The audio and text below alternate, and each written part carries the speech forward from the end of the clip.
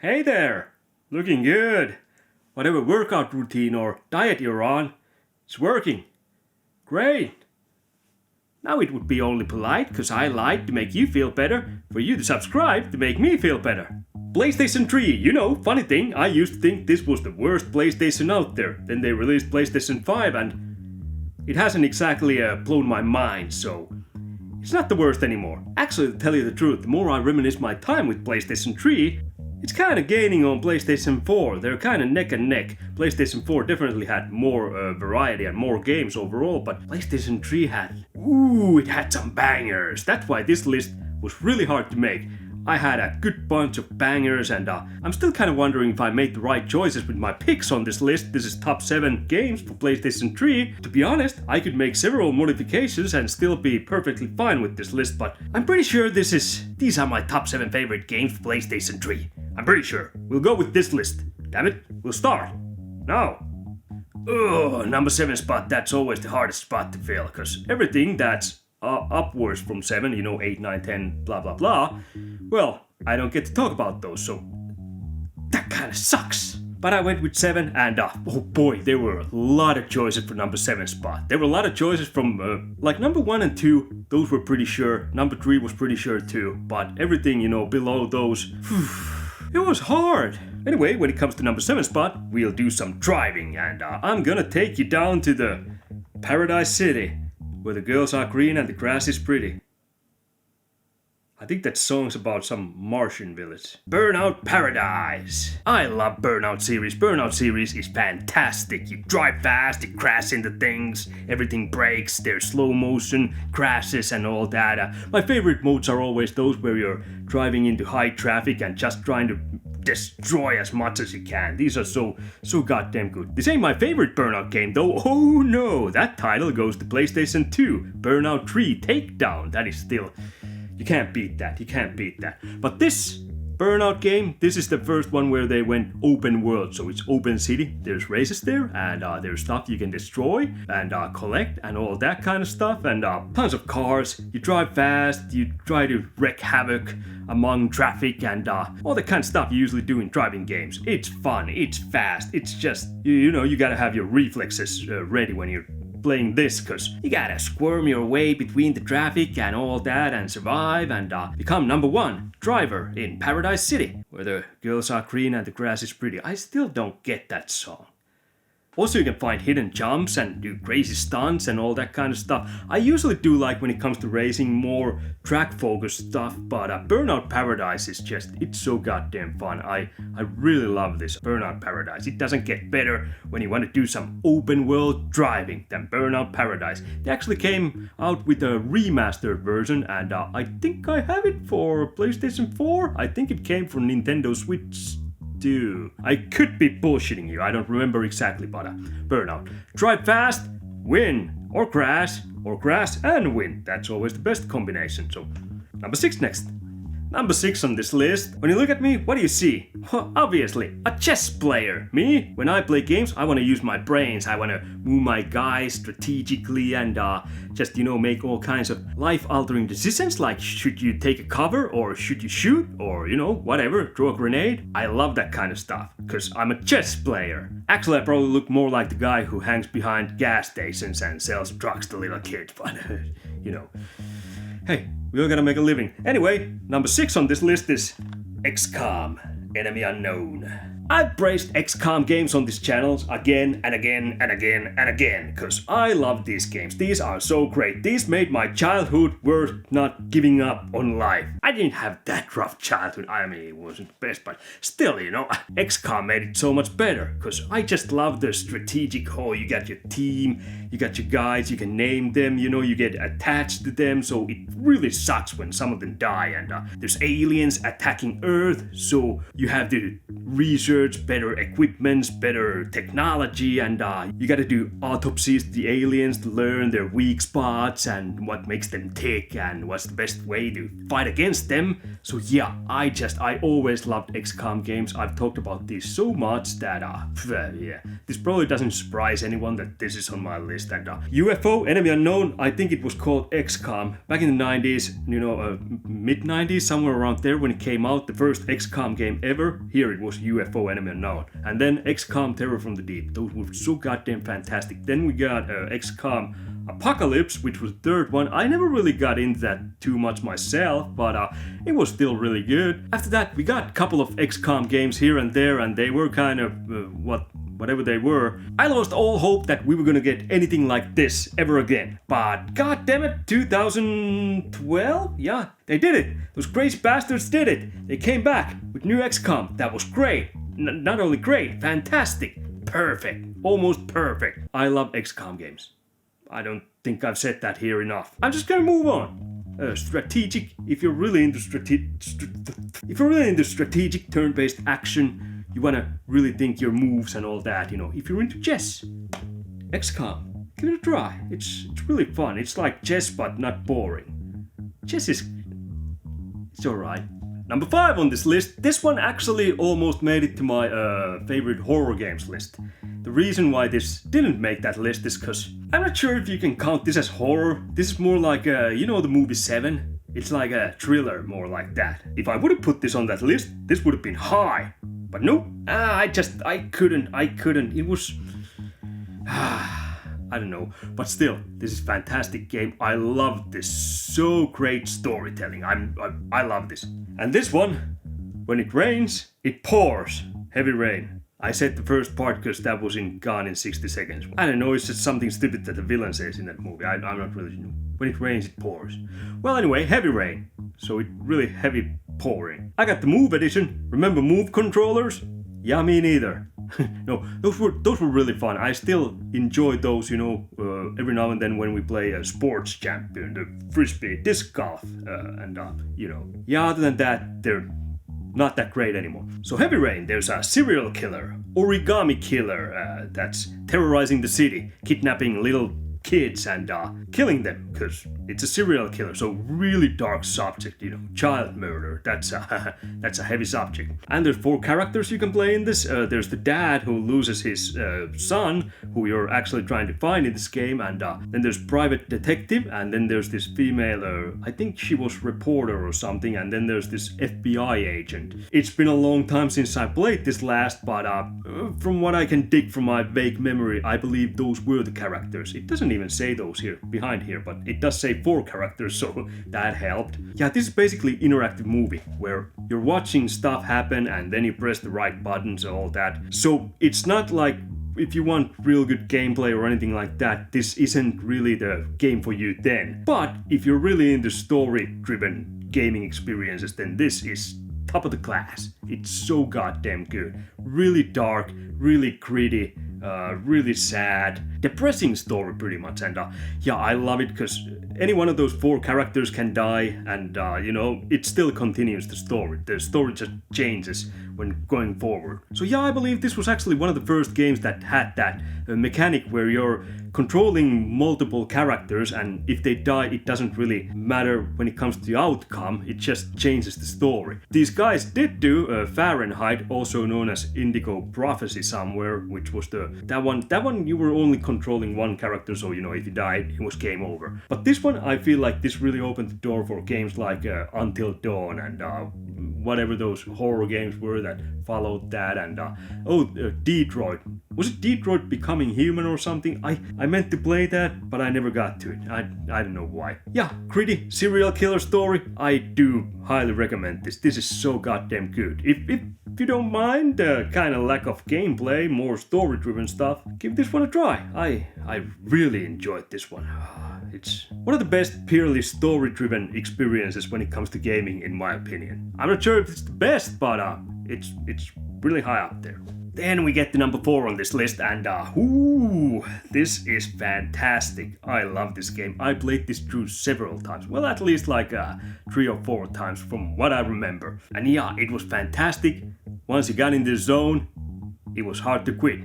Cause it's Killzone 2. Killzone 1, when it came to the graphical side, that really pushed the edges of the PlayStation 2's hardware. It was fantastic. I loved it. I think it got kind of mixed reviews. Kind of like 7s and 8s, but still, I played that through also probably like 3 or 4 times. And yeah, it was just awesome. But then when they announced PlayStation 3, and I believe this was one of the first games that came to it, at least one of the first trailers we got for Sony exclusives, and that trailer, it blew me away. Looking at that trailer, I was like, games can't look that good, My mind was melting.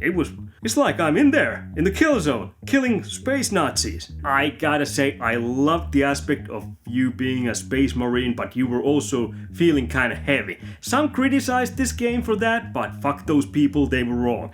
It was never supposed to be like Call of Duty where you run around quickly and jump around and shoot stuff. No, you were like heavy marine. You were meant to feel like you were heavy. The whole controlling the gun and all that, it felt better, I think. It had more balls. This is probably the most ballsiest shooter ever. Doom is like, yeah, that one has balls too. I'm not saying that. That's like super gory and all that. It's also real fast paced and it feels light on foot when you're running around and shooting demons to shit. But this, it really felt like you were in Warzone and you were carrying around massive machine guns and massive rocket launchers and even assault rifles and all that. They all had that nice weight. I fucking loved it. It was so awesome. When Killzone 3 came out, they made it more lighter and all that, the moving around, because people had been bitching about, I don't want to feel like some kind of fatty or I don't know. But they were wrong.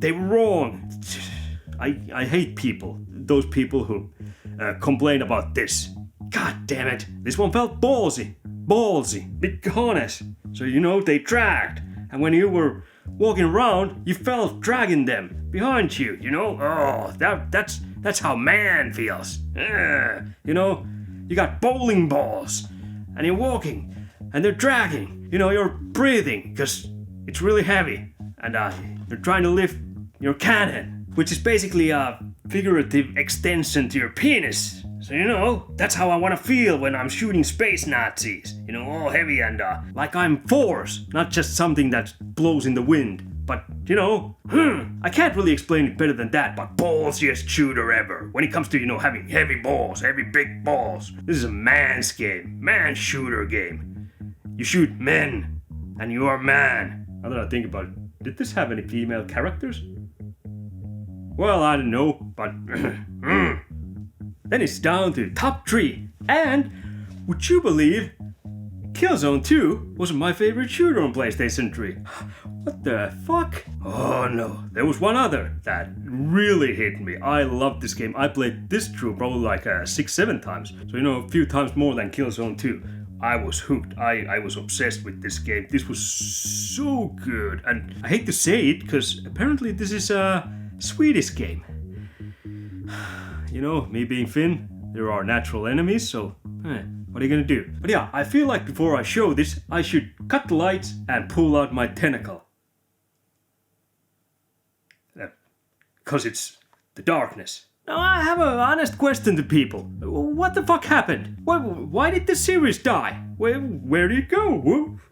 Why is it no more? Why aren't we playing the Darkness 8 at this moment? What happened? There is Darkness 2, which still loved it, but this first one just hit me way better.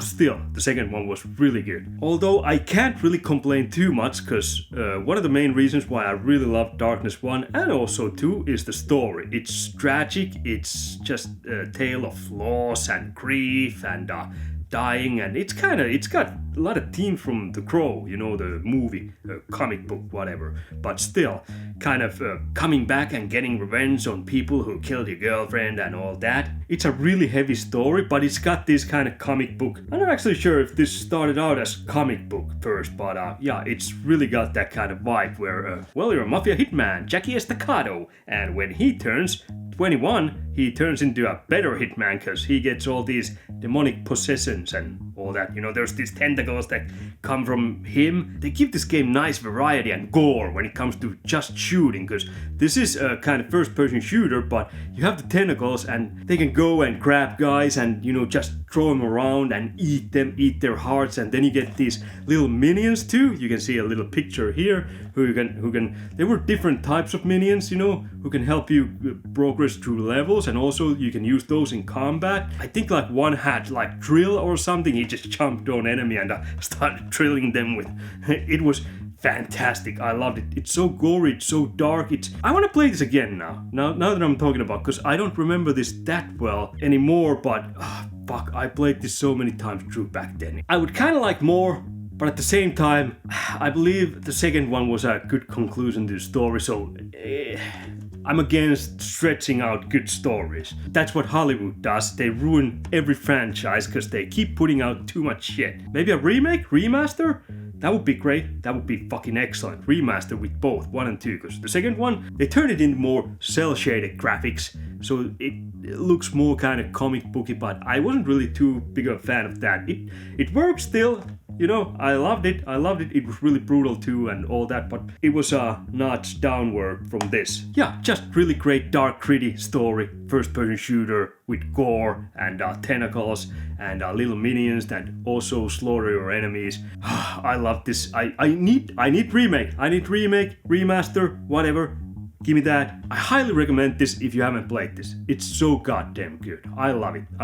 Gotta be honest, it's probably been like 10-15 years since I last played this, so I don't remember all the details. This could be that age hasn't been that kind to this, but from what I remember, this looked fucking great for PlayStation 3 game, and it was fucking awesome. It's awesome. Then we get to number 2 on this list, which is a fantastic game that everyone fucking loved. One of my favorite Rockstar game. And no, it's not GTA 4. That was also close being on this list, but nope. I had to go with Red Dead Redemption. Now you might know I love my spaghetti westerns and I love regular westerns too, and this was just something so mind-blowing when this came out, you know, a game that takes place in the Wild Wild West.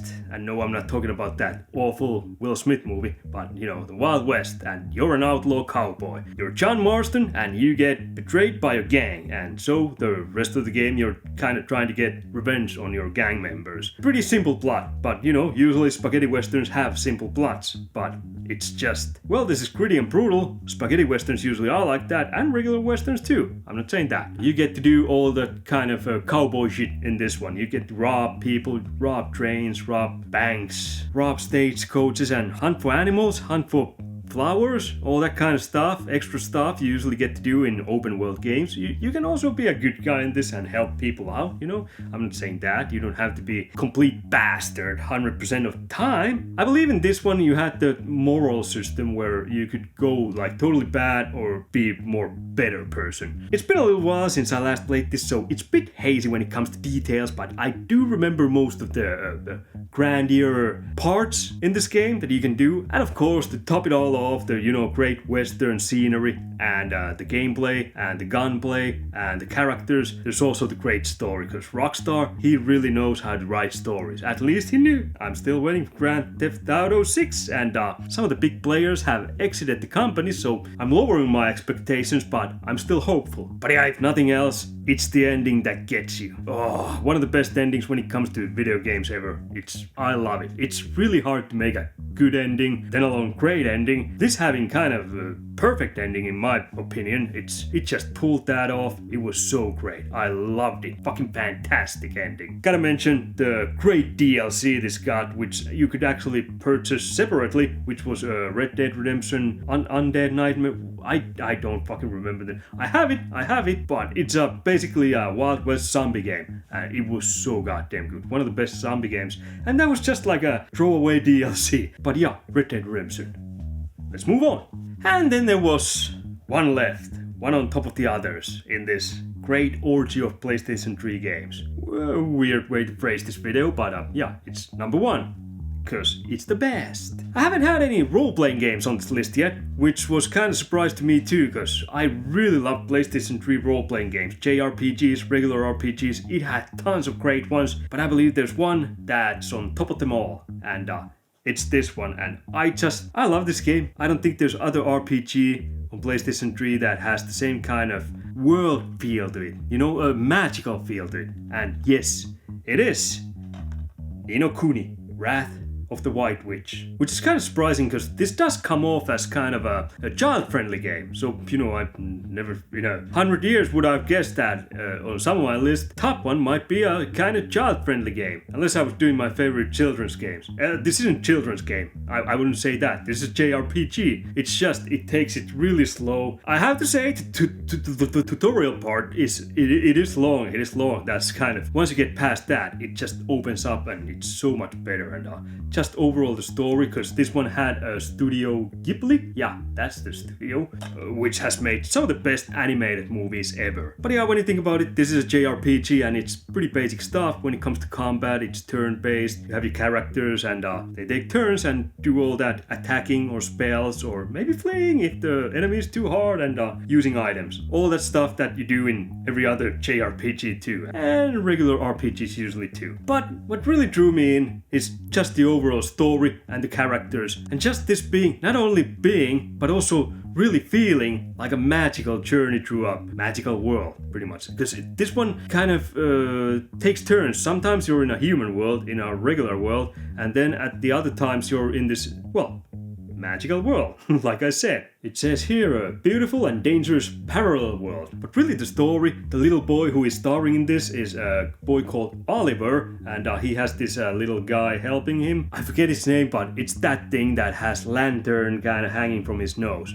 Kind of funny guy. I think the voice acting was great in this too. You know, I really enjoyed it. I think they used kind of same type of same voice actors that Studio Ghibli has probably used in their animated movies, because they just really nailed that. Musics were fantastic too. But yeah, the main character Oliver is trying to save his mother, so you go on this magical journey. It's just really colorful, it really sucked me in, and like I said, it just feels magic all the time. It's so good, you know. I love all the characters, all the weirdos that you run across, and pretty much my only complaint is that the tutorial stuff takes a bit too long, but after you're done with that, the game's just fantastic. Everything, the locations, the world, music, I'm repeating myself, but just really greatly crafted universe. I loved it. It just has that some kind of feel to it that no one else can really do except Studio Ghibli. Once I started this, I couldn't let go, you know. I had to play this through. These days, JRPGs, sometimes they can get kind of repetitive, and I'm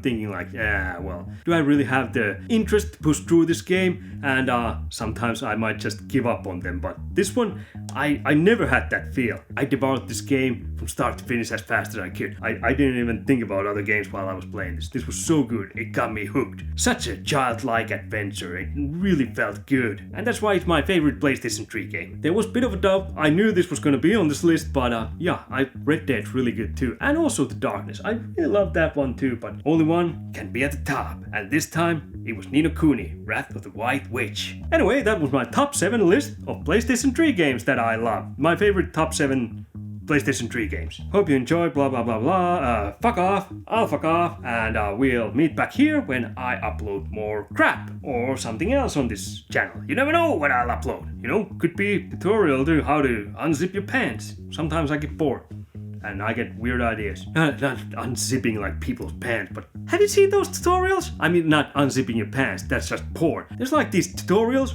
where they show you how to open a door on YouTube, and those have like millions of views. I'm in the wrong business. Games and movies, this really isn't paying my bills. I should show people how to sit on chairs and, I don't know, shake a penis after you pee. Well, in that you gotta remember, if you shake it more than 3 times, it counts as masturbating. Be careful, 3 times or you're doing lewd things in public toilets. Get out of here. Bye.